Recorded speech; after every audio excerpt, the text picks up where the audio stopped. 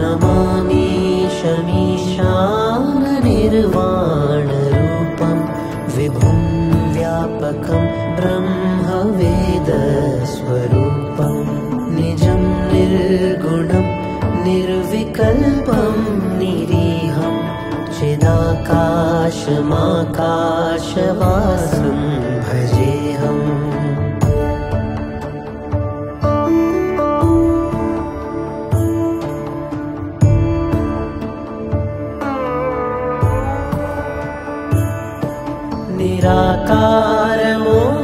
निराकारमोङ्कारमूलं तुरीयं गिराज्ञानगोतीतमीशं गिरीशं करालं महाकारकालं कृपालं गुणागारसंसारपारं नतोऽहं तुषाराद्रिसङ्काशगौरं गभीरं मनोभूतकोटिप्रभासी शरीरं स्फुरन्मौलिकल्लोलिनी चारुगङ्गा लसद्भालबालेन्दुकण्ठे भुजङ्गा।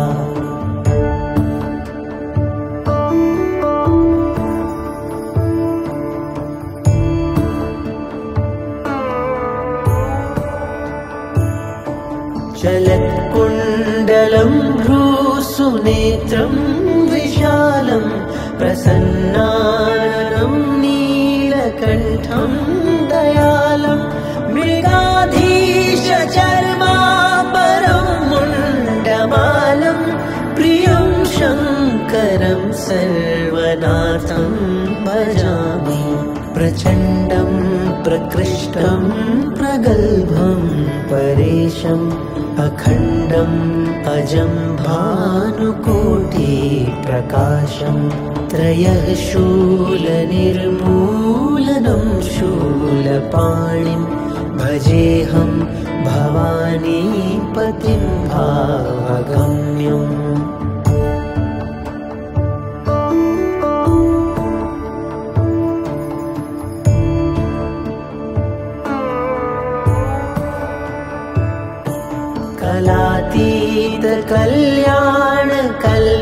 कलातीतकल्याणकल्पान्तकारी सदा सज्जनानन्ददाता पुरारी चिदानन्दसन्दोहमोहापहारी प्रसीद प्रसीद प्रभो मन्मथारी।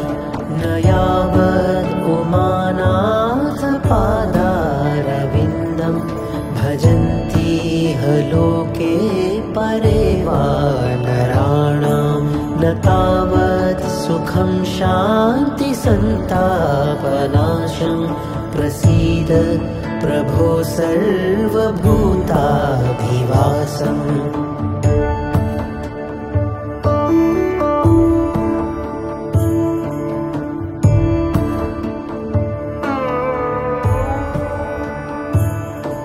न जानामि योगं जपं नैव पूजां नतोऽहं सदा सर्वदा शम्भुतुभ्यं जराजन्म दुःखोऽघतातप्यमानं प्रभो पाहि आपन्नमामीश शम्भो।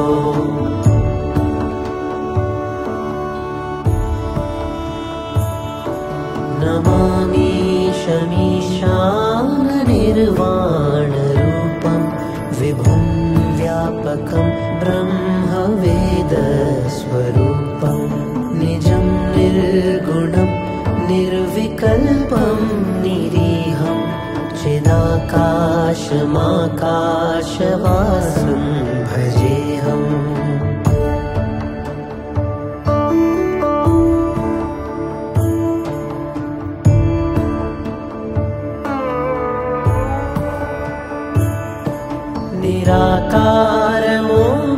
निराकारमोङ्कारमूलं तुरीयं गिराज्ञानगोतीतमीशं गिरीशं करालं महाकारकालं कृपालं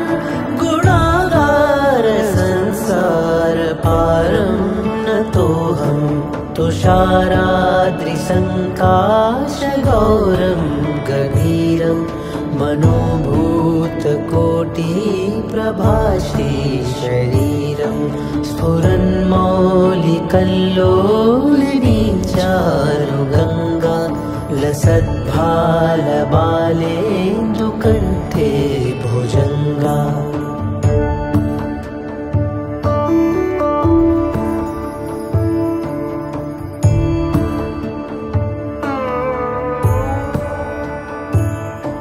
चलत्कुण्डलं भ्रूसुनेत्रं विशालं प्रसन्नाननं नीलकण्ठं दयालं मृगाधीशचर्मापरं मुण्डमालं प्रियं शङ्करं सर्वनाथं भजामि। प्रचण्डं प्रकृष्टं प्रगल्भं परेशम् अखण्डम् अजं भानुकोटिप्रकाशं त्रयः शूलनिर्मूलनं शूलपाणिं भजेऽहं भवानीपतिं भावगम्यम्।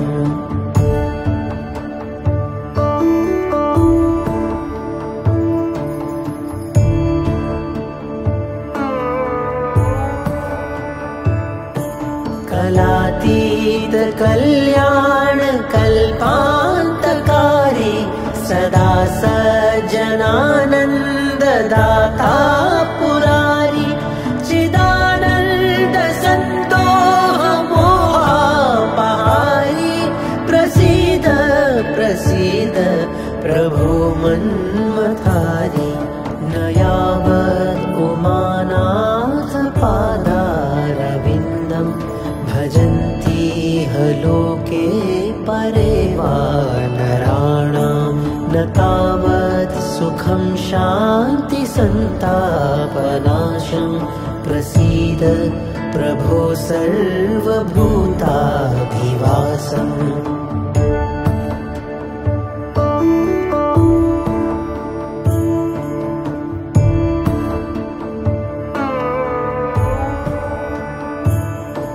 न जानामि योगं जपं नैव पूजां न तोऽहं सदा सर्वदा शम्भुतुभ्यं जराजन्म दुःखोऽघतातप्यमानं प्रभो पाहि आपन्नमामीश शम्भो।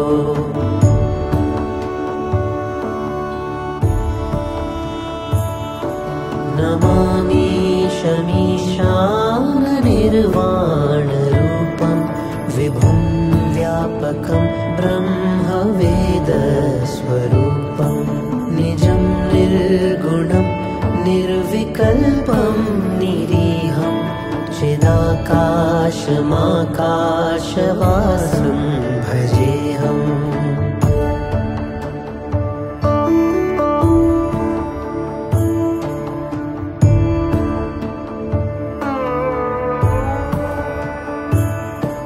निराकारमोङ्कारमूलं तुरीयं गिराज्ञानगोतीतमीशं गिरीशं करालं महाकारकालं कृपालं गुणागारसंसारपारं नतोऽहं तुषाराद्रिसङ्काशगौरं गभीरं मनोभूतकोटिप्रभाषी शरीरं स्फुरन्मौलिकल्लोलिनी चारुगङ्गा लसद्भालबालेन्दुकण्ठे भुजङ्गा।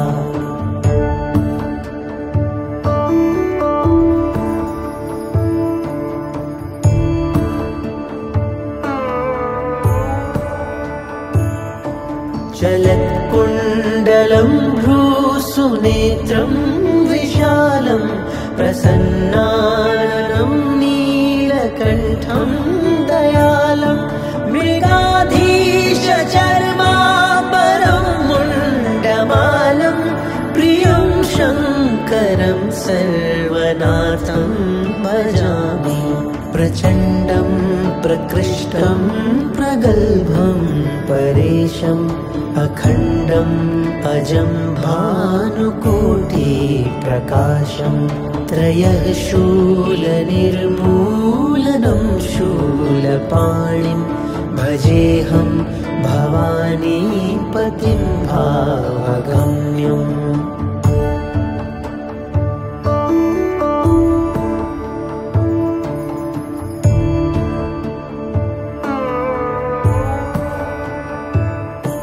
कलातीत कल्याण कल्पान्तकारी सदा सज्जनानन्ददाता पुरारी चिदानन्द सन्तोष मोहापहारी प्रसीद प्रसीद प्रभो मन्मथारी न यावत् उमानाथ पादारविन्दम् भजन्ति लोके परे वा नराणां न तावत् सुखं शान्ति सन्तापनाशं प्रसीद प्रभो सर्वभूताधिवासम्।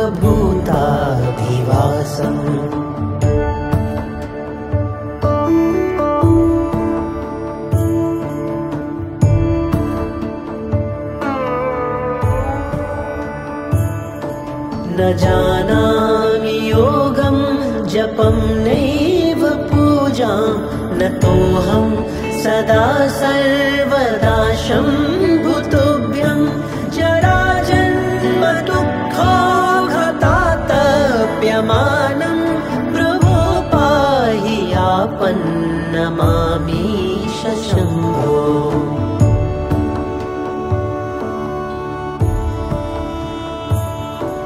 नमामि शमीशाननिर्वाणरूपं विभुं व्यापकं ब्रह्मवेदस्वरूपं निजं निर्गुणं निर्विकल्पं निरीहं चिदाकाशमाकाशवासं भजेऽहम्।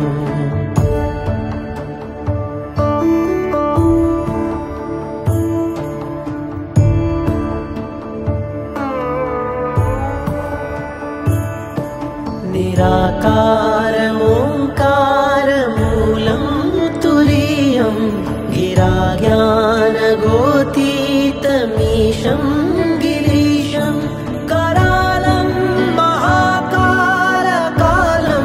कृपालं गुणागारसंसारपारं नतोऽहं तुषाराद्रिसङ्काशगौरं गभीरं मनोभूतकोटिप्रभासी शरीरं स्फुरन्मौलिकल्लोलिनी चारुगङ्गा लसद्भालबालेन्दुकण्ठे भुजङ्गा।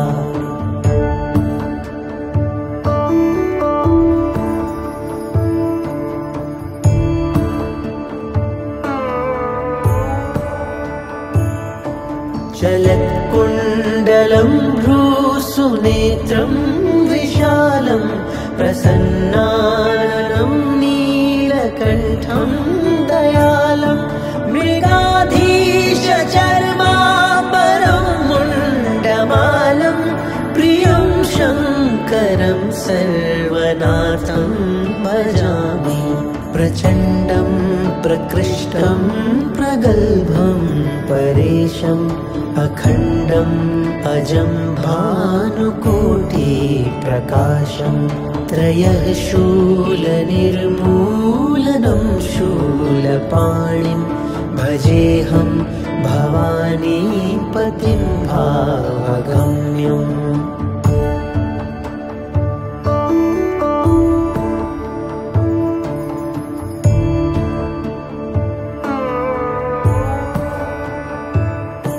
कलातीत कल्याण कल्पान्तकारी सदा सज्जनानन्ददाता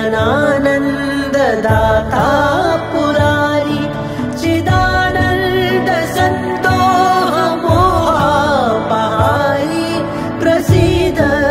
प्रसीद प्रभो मन्मथारी न यावत् उमानाथ पादारविन्दं भजन्ति लोके परे वा नराणां न तावत् सुखं शान्ति सन्तापनाशं प्रसीद प्रभो सर्वभूताधिवासम्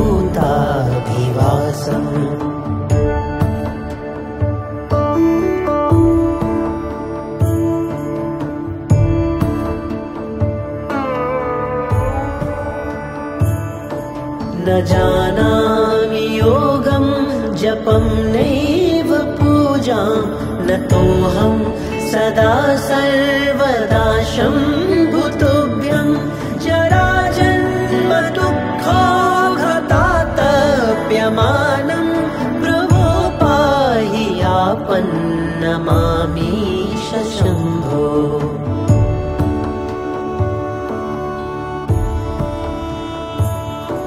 नमामि शमीशाननिर्वाणरूपं विभुं व्यापकं ब्रह्मवेदस्वरूपं निजं निर्गुणं निर्विकल्पं निरीहं चिदाकाशमाकाशवासं भजेऽहम्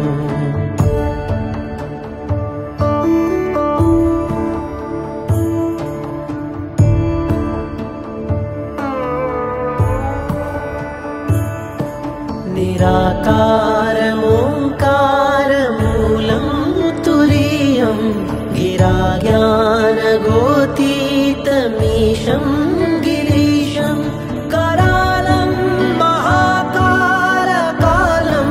कृपालं गुणागारसंसारपारं नतोऽहं तुषाराद्रिसङ्काशगौरं गभीरं मनोभूतकोटिप्रभाश्रीशरीरं स्फुरन्मौलिकल्लोलिनीं चारुगङ्गा लसद्भालबालेन्दुकण्ठे भुजङ्गा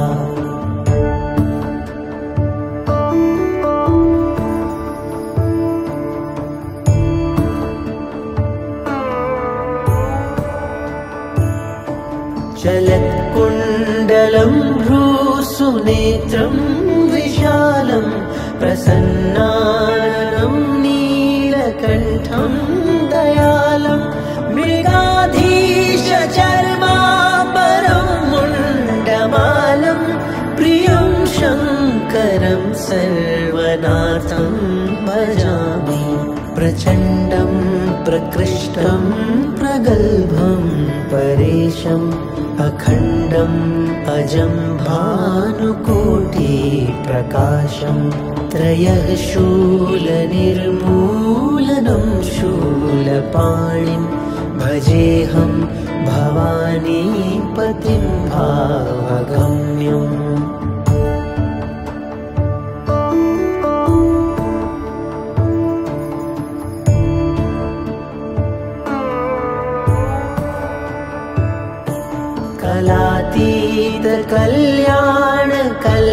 कलातीतकल्याणकल्पान्तकारी सदा सज्जनानन्ददाता पुरारी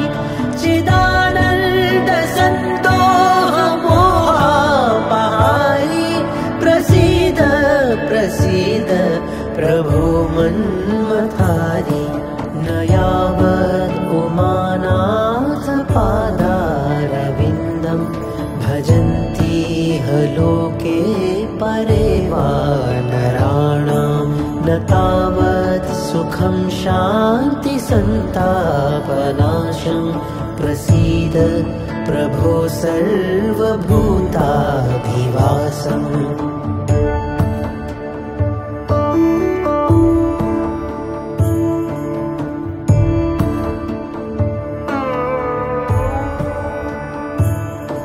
न जानामि योगं जपं नैव पूजां न तोऽहं सदा सर्वदा शम्भुतुभ्यं जराजन्म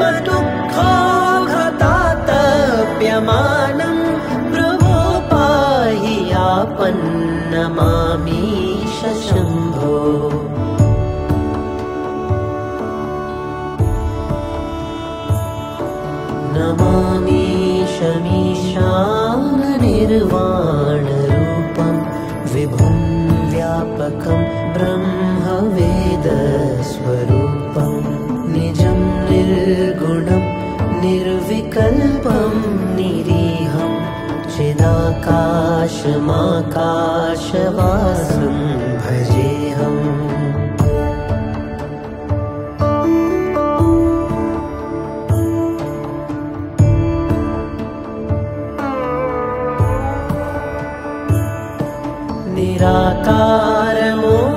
निराकारमोङ्कारमूलं तुरीयं गिराज्ञानगोतीतमीशं गिरीशं करालं महाकारकालं कृपालं गुणागारसंसारपारं नतोऽहं तुषाराद्रिसङ्काशगौरं गभीरं मनोभूतकोटिप्रभासी शरीरं स्फुरन्मौलिकल्लोलिनी चारुगङ्गा लसद्भालबालेन्दुकण्ठे भुजङ्गा।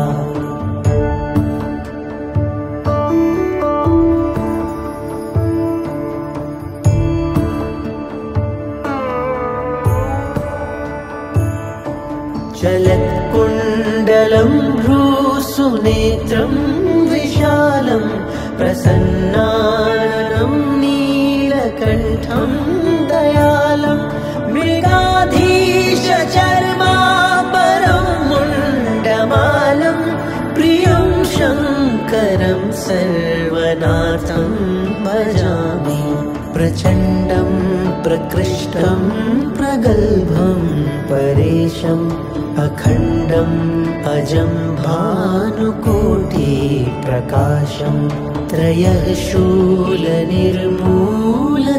शूलपाणिं भजेऽहं भवानीपतिं भावगम्यम्।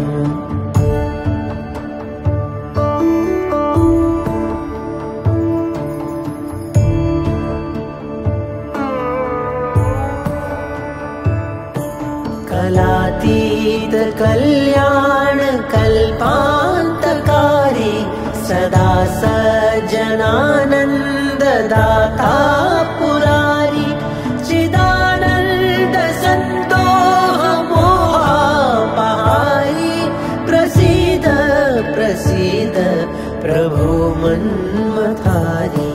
न यावत् उमानाथपादारविन्दं भजन्तीह लोके परे वा नराणां न तावत् सुखं शान्तिसन्तापनाशं प्रसीद प्रभो सर्वभूताधिवासम्।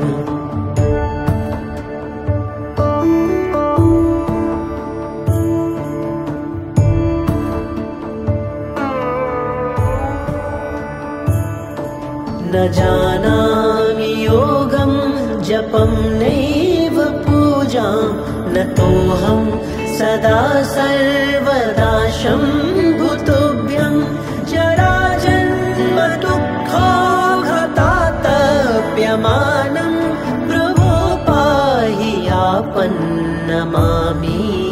शम्भो।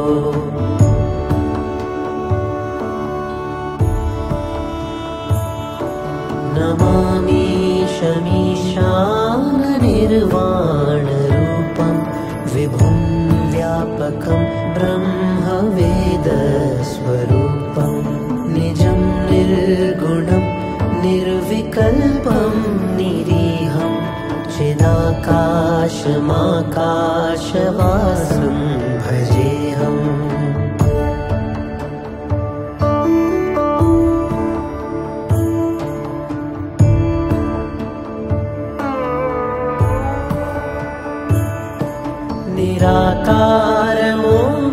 निराकारमोङ्कारमूलं तुरीयं गिराज्ञानगोतीतमीशं गिरीशं करालं महाकारकालं कृपालं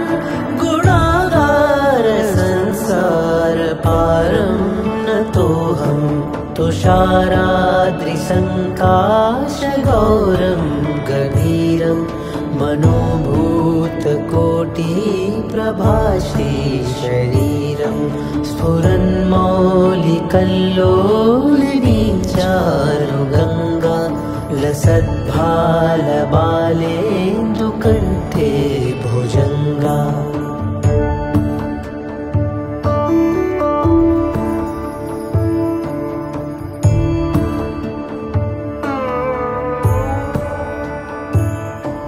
चलत्कुण्डलं भ्रूसुनेत्रं विशालं प्रसन्नाननं नीलकण्ठं दयालं मृगाधीशचर्मापरं मुण्डमालं प्रियं शङ्करं सर्वनाथं भजामि।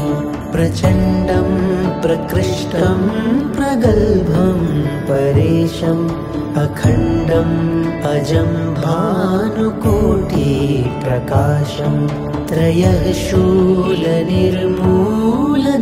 शूलपाणिं भजेऽहं भवानीपतिं भावगम्यम्।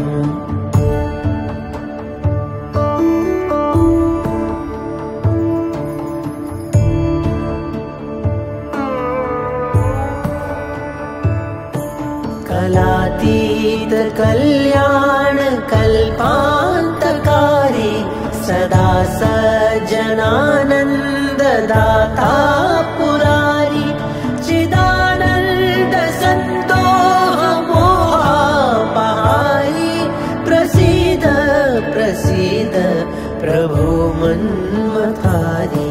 न यावत् उमानाथपादारविन्दं भजन्ति लोके परे वा नराणां न तावत् सुखं शान्तिसन्तापनाशं प्रसीद प्रभो सर्वभूताधिवासम्।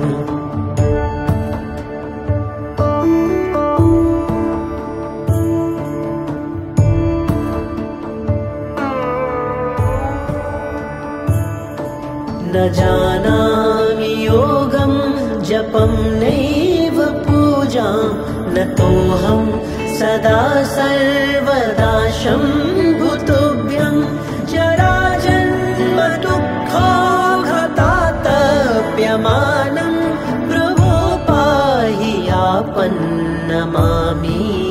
शम्भो।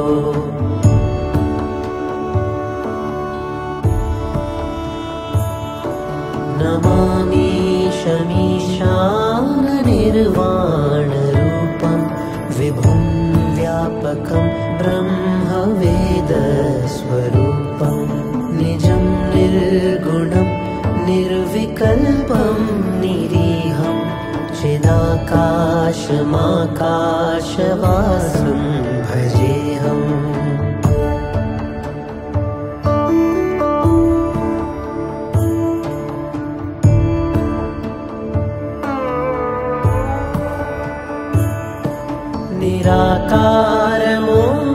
निराकारमोङ्कारमूलं तुरीयं गिराज्ञानगोतीतमीशं गिरीशं करालं महाकालकालं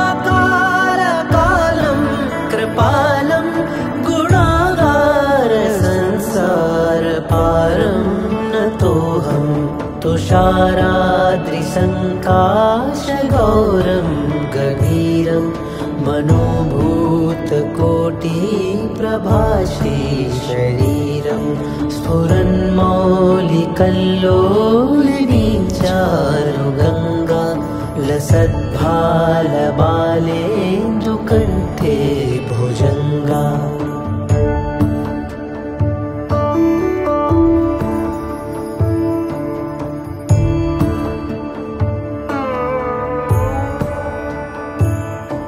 चलत्कुण्डलं भ्रूसुनेत्रं विशालं प्रसन्नाननं नीलकण्ठं दयालं मृगाधीशचर्मापरं मुण्डमालं प्रियं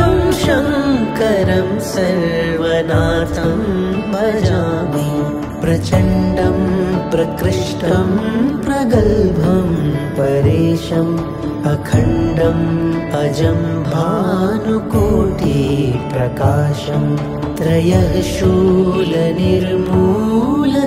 शूलपाणिं भजेऽहं भवानीपतिं भावगम्यम्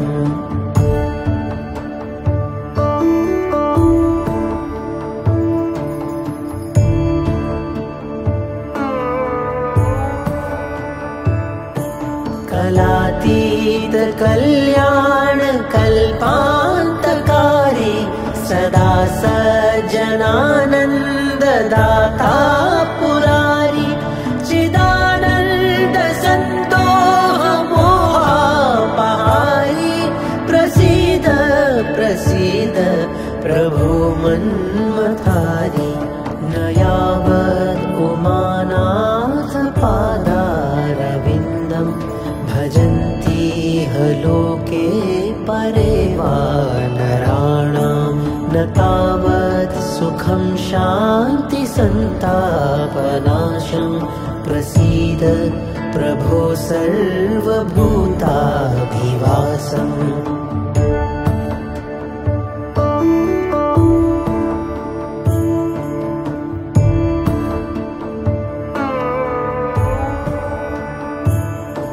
न जानामि योगं जपं नैव पूजां न तोऽहं सदा सर्वदा शम्भुतुभ्यं जराजन्म दुःखोऽघतातप्यमानं प्रभो पाहि आपन्नमामीश शम्भो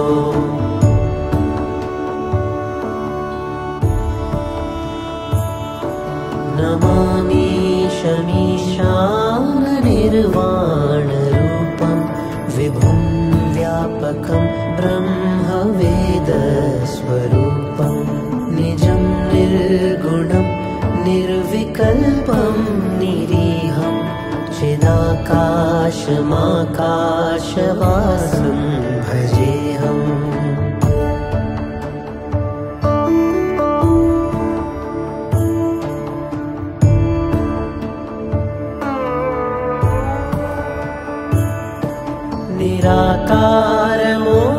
निराकारमोङ्कारमूलं तुरीयं गिराज्ञानगोतीतमीशं गिरीशं करालं महाकारकालं कृपालं गुणागारसंसारपारं नतोऽहं तुषाराद्रिसङ्काशगौरं गभीरं मनोभूतकोटिप्रभाश्रीशरीरं स्फुरन्मौलिकल्लोलिनीं चारुगङ्गा लसद्भालबालेन्दुकण्ठे भुजङ्गा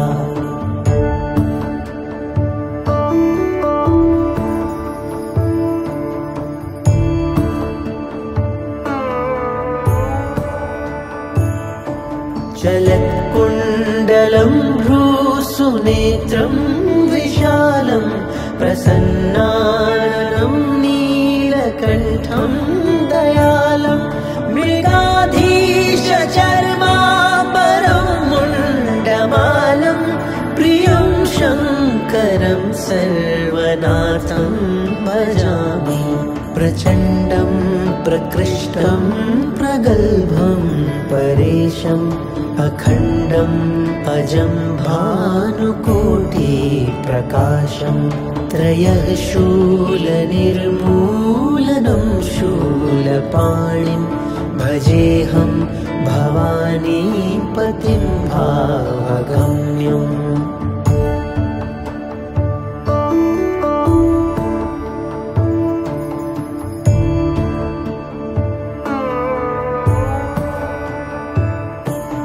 कलातीत कल्याण कल्पान्तकारी सदा सज्जनानन्ददाता पुरारी चिदानन्द सन्तोष मोहापहारी प्रसीद प्रभो मन्मथारी।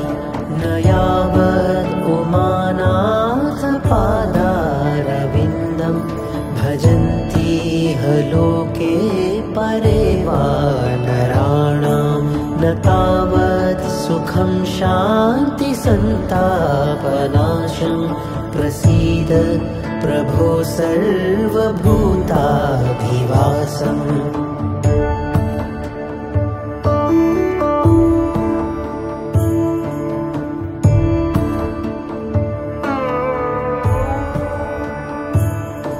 न जानामि योगं जपं नैव पूजां। न तोऽहं सदा सर्वदा शम्भुतुभ्यं। जराजन्म दुःखोऽघतातप्यमानं प्रभो पाहि आपन्नमामीश शम्भो।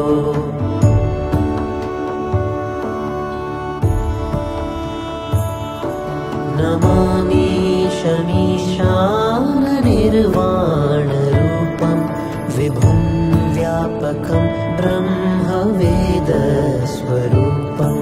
निजं निर्गुणं निर्विकल्पं निरीहं चिदाकाशमाकाशवासं भजेऽहम्।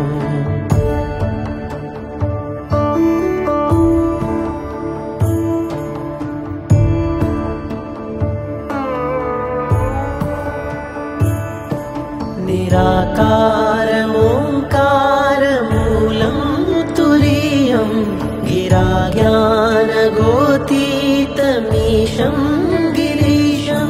करालं महाकालकालं कृपालं गुणागारसंसारपारं नतोऽहं। तुषाराद्रिसङ्काशगौरं गभीरं मनोभूतकोटिप्रभासी शरीरं। स्फुरन्मौलिकल्लोलिनीं चारुगङ्गा लसद्भालबालेन्दुकण्ठे भुजङ्गा।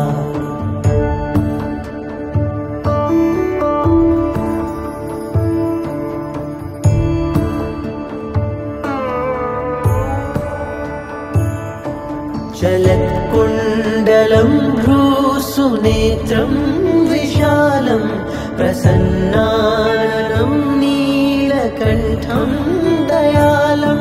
मृगाधीशचर्मापरं मुण्डमालं प्रियं शङ्करं सर्वनाथं भजामि।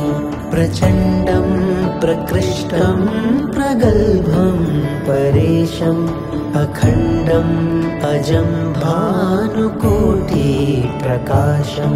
त्रयः शूलनिर्मूलनं शूलपाणिं भजेऽहं भवानीपतिं भावगम्यम्।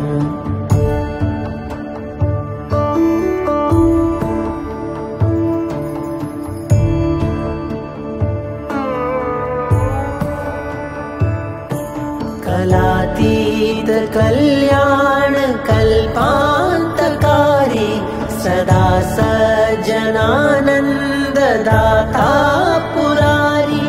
चिदानन्द सन्तोषमोहापहारी प्रसीद प्रसीद प्रभो मन्मथारी।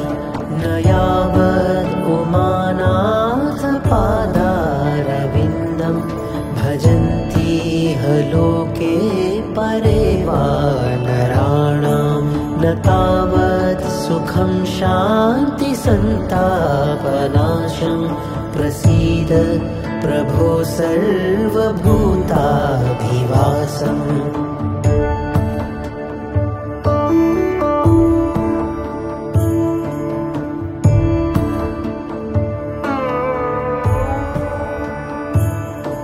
न जानामि योगं जपं नैव पूजां। न तोऽहं सदा सर्वदा शम्भुतुभ्यं। जराजन्म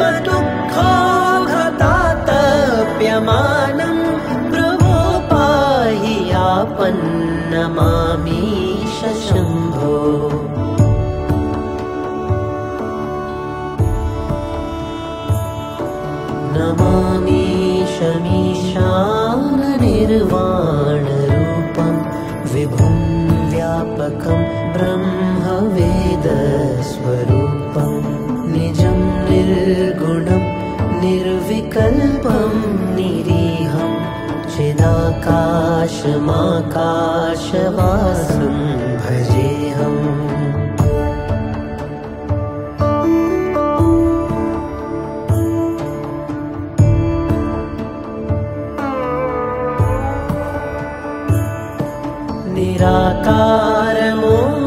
निराकारमोङ्कारमूलं तुरीयं गिराज्ञानगोतीतमीशं गिरीशं करालं महाकारकालं कृपालं गुणागारसंसारपारं नतोऽहं तुषाराद्रिसङ्काशगौरं गभीरं मनोभूतकोटिप्रभाश्रीशरीरं स्फुरन्मौलिकल्लोलिनीं चारुगङ्गा लसद्भालबालेन्दुकण्ठे भुजङ्गा।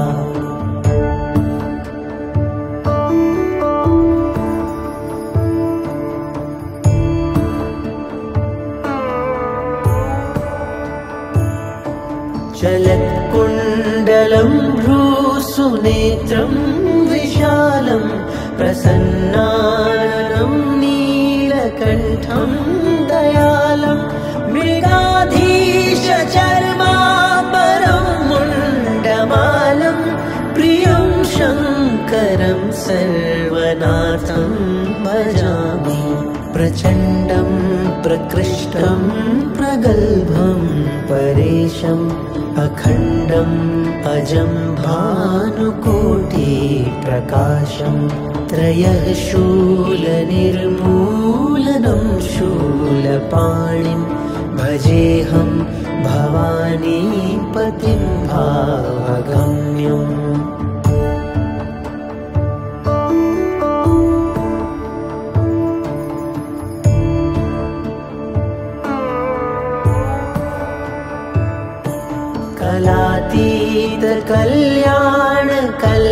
कलातीतकल्याणकल्पान्तकारी सदा सज्जनानन्ददाता पुरारी चिदानन्दसन्दोहमोहापहारी प्रसीद प्रसीद प्रभो मन्मथारी।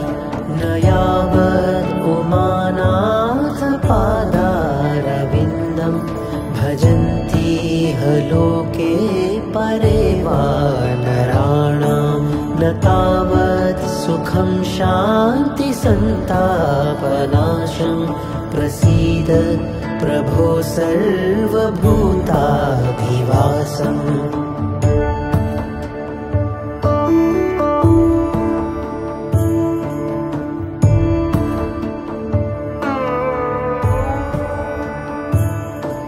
न जानामि योगं जपं नैव पूजां नतोऽहं सदा सर्वदा शम्भुतुभ्यं जराजन्म दुःखोऽघतातप्यमानं प्रभो पाहि आपन्नमामीश शम्भो।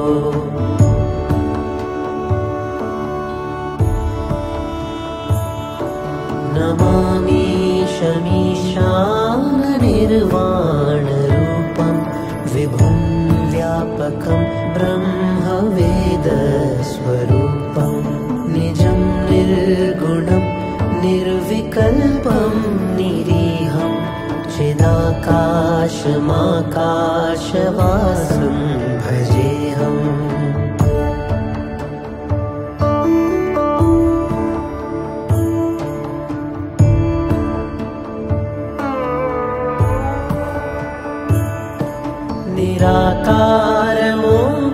निराकारमोङ्कारमूलं तुरीयं गिराज्ञानगोतीतमीशं गिरीशं करालं महाकारकालं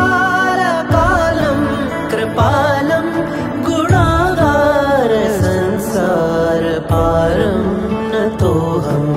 तुषाराद्रिसङ्काशगौरं गभीरं मनोभूतकोटिप्रभासी शरीरं स्फुरन्मौलिकल्लोलिनी चारुगङ्गा लसद्भालबालेन्दुकण्ठे भुजङ्गा।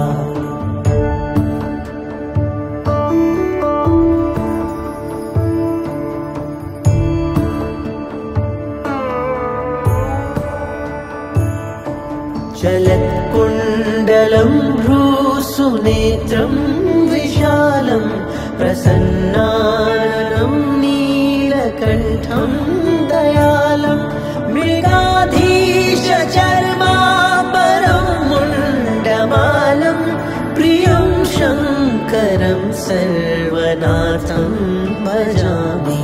प्रचण्डं प्रकृष्टं प्रगल्भं परेशम् अखण्डम् अजं भानुकोटिप्रकाशं त्रयः शूलनिर्मूलनं शूलपाणिं भजेऽहं भवानीपतिं भावगम्यम्।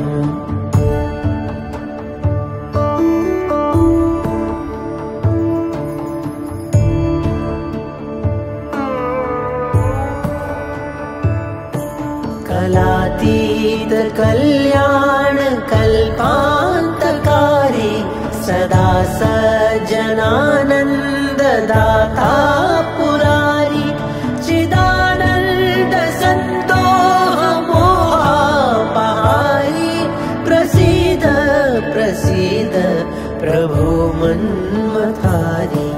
न यावत् उमानाथ पादारविन्दम् भजन्ति लोके परे वा नराणां न तावत् सुखं शान्ति सन्तापनाशं प्रसीद प्रभो सर्वभूताधिवासम्।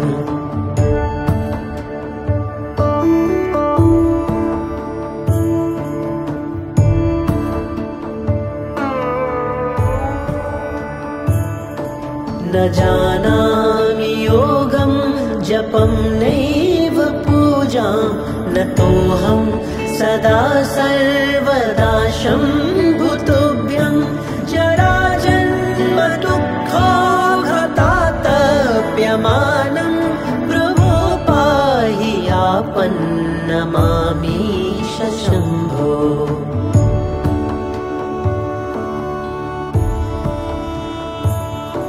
नमामि शमीशाननिर्वाणरूपं विभुं व्यापकं ब्रह्मवेदस्वरूपं निजं निर्गुणं निर्विकल्पं निरीहं चिदाकाशमाकाशवासं भजेऽहम्।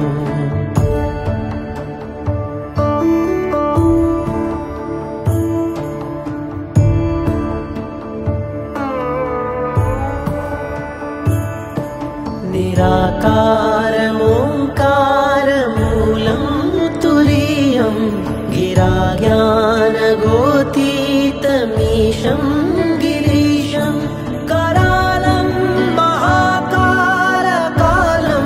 कृपालं गुणागारसंसारपारं नतोऽहं तुषाराद्रिसङ्काशगौरं गभीरं मनोभूतकोटिप्रभासी शरीरं स्फुरन्मौलिकल्लोलिनी चारुगङ्गा लसद्भालबालेन्दुकण्ठे भुजङ्गा।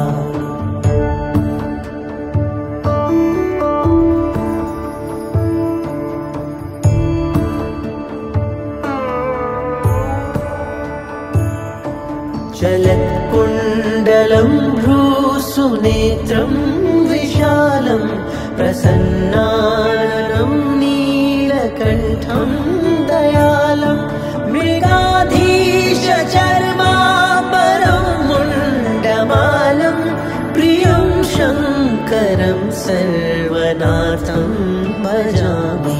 प्रचण्डं प्रकृष्टं प्रगल्भं परेशम् अखण्डम् अजं भानुकोटिप्रकाशं त्रयः शूलनिर्मूलनं शूलपाणिं भजेऽहं भवानीपतिं भावगम्यम्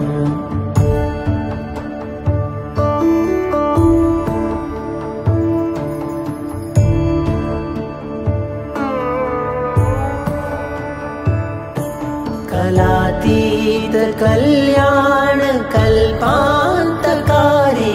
सदा सज्जनानन्ददाता पुरारी चिदानन्द सन्तोष मोहापहारी प्रसीद प्रसीद प्रभो मन्मथारी न यावत् उमानाथ पादारविन्दम् भजन्तीह लोके परे वा नराणां न तावत् सुखं शान्ति सन्तापनाशं प्रसीद प्रभो सर्वभूताधिवासम्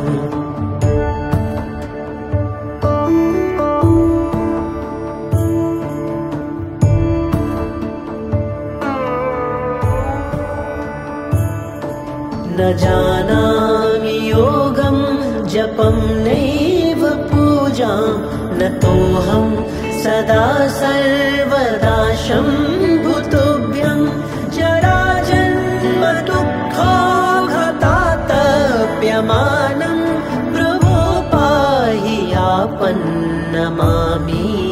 शम्भो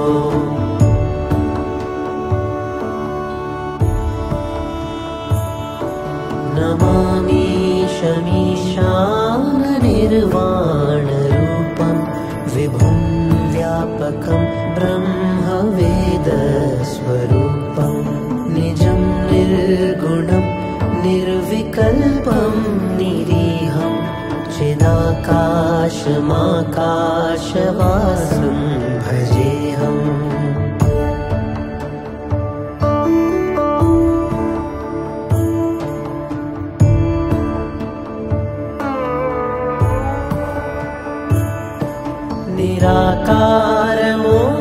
निराकारमोङ्कारमूलं तुरीयं गिराज्ञानगोतीतमीशं गिरीशं करालं महाकालकालं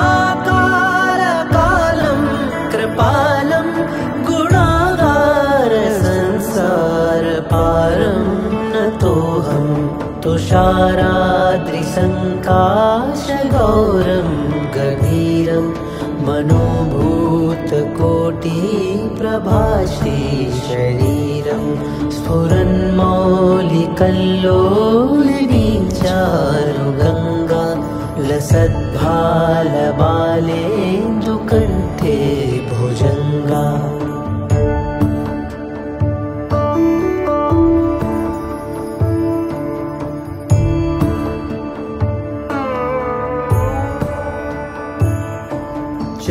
चलत्कुण्डलं भ्रूसुनेत्रं विशालं प्रसन्नाननं नीलकण्ठं दयालं मृगाधीशचर्माम्बरं मुण्डमालं प्रियं शङ्करं सर्वनाथं भजामि प्रचण्डं प्रकृष्टं प्रगल्भं परेशम् अखण्डम् अजं भानुकोटिप्रकाशं त्रयः शूलनिर्मूलनं शूलपाणिं भजेऽहं भवानीपतिं भावगम्यम्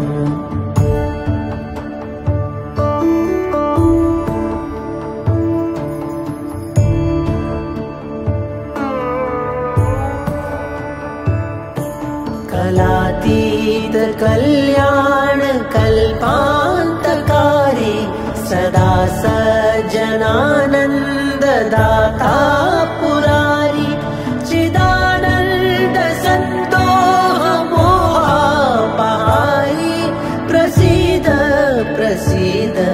प्रभो मन्मथारी न यावत् उमानाथ पादारविन्दं भजन्ति लोके परे वा नराणां न तावत् सुखं शान्ति सन्तापनाशं प्रसीद प्रभो सर्वभूताधिवासम्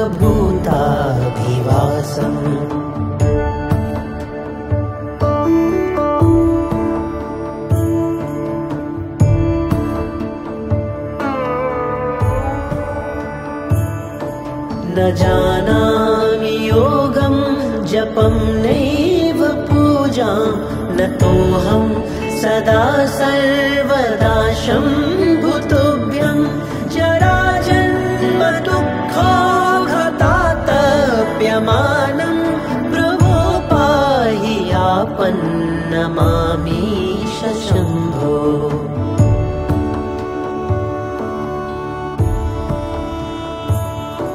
नमामि शमीशाननिर्वाणरूपं विभुं व्यापकं ब्रह्मवेदस्वरूपं निजं निर्गुणं निर्विकल्पं निरीहं चिदाकाशमाकाशवासं भजेऽहम्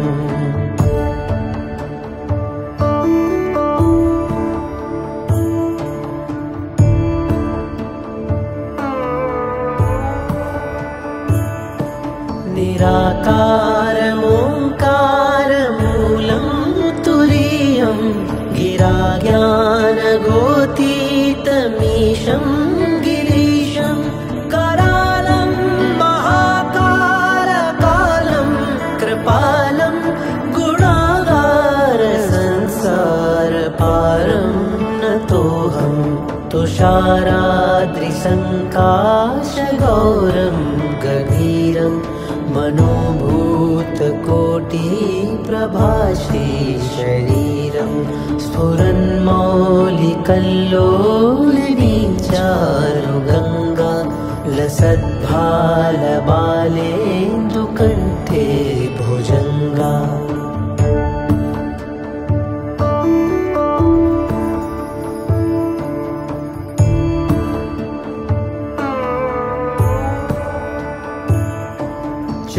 चलत्कुण्डलं भ्रूसुनेत्रं विशालं प्रसन्नाननं नीलकण्ठं दयालं मृगाधीशचर्माम्बरं मुण्डमालं प्रियं शङ्करं सर्वनाथं भजामि प्रचण्डं प्रकृष्टं प्रगल्भं परेशम् अखण्डम् अजं भानुकोटिप्रकाशं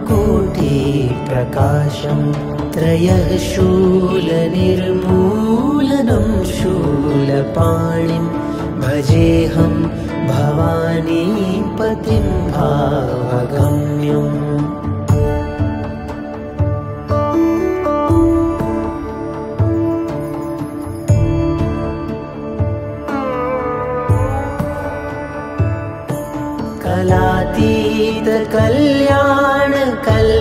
कलातीतकल्याणकल्पान्तकारी सदा सज्जनानन्ददाता पुरारी चिदानन्दसन्तोषमोहापहारी प्रसीद प्रसीद प्रभो मन्मथारी न यावत् उमानाथ पादारविन्दं भजन्ति लोके परे वा नराणां न तावत् सुखं शान्ति सन्तापनाशं प्रसीद प्रभो सर्वभूताधिवासम्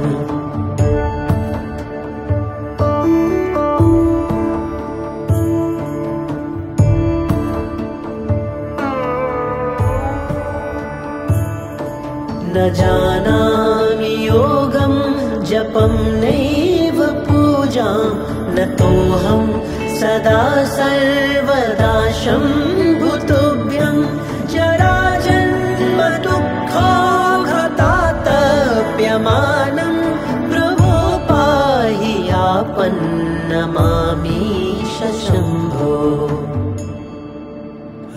मन्त्राष्टकमिदं प्रोक्तं विप्रेण हर्तोषये। ये पठन्ति नरा भक्त्या तेषां शम्भो प्रसीदति।